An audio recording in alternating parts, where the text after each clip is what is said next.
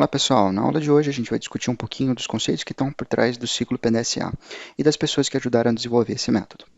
O PDCA, assim como o PDCA, eles têm como base o método científico, que é amplamente divulgado e difundido ali no século XVII pelo René Descartes.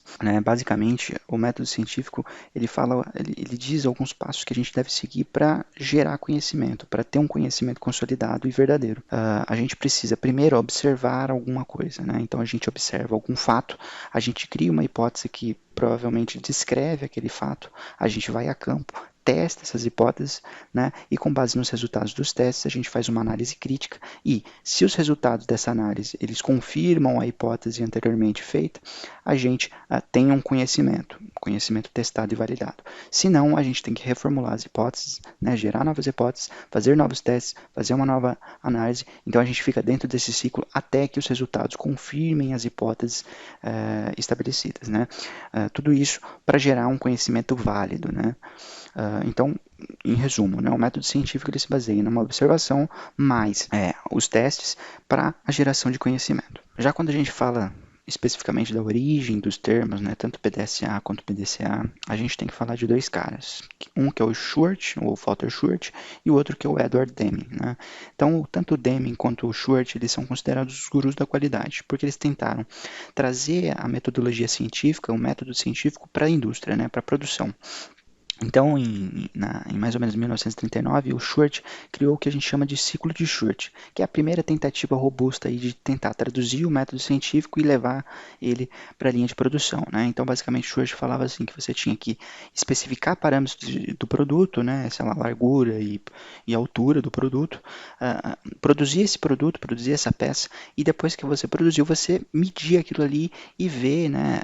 Fazer uma inspeção para ver se o produto saiu dentro das especificações. Né? E com base nisso, você ir lá, depois alterar o parâmetro da máquina até que as especificações elas sejam atendidas. Né?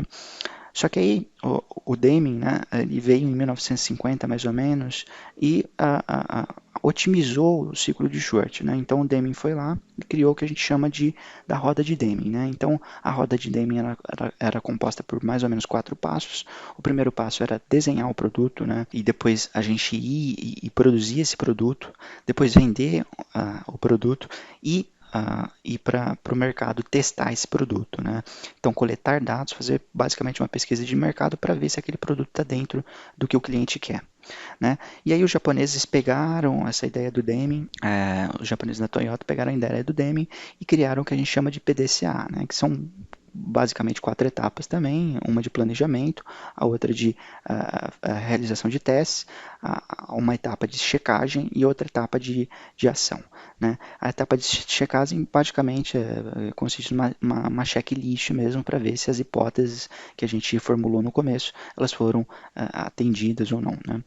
Só que aí o Deming, não contente com isso, em 1990, ele se reuniu ali com o API, que era Associates for Process Improvement, né, formado pelos próprios alunos do Deming, e ele falou que o PDCA era, na verdade, uma distorção do método científico, porque o método científico ele se propunha necessariamente a estudar o que estava acontecendo, a ver ali, fazer uma análise crítica dos dados, né? E o PDCA estava muito na superfície, não estava atendendo esse conceito do método científico.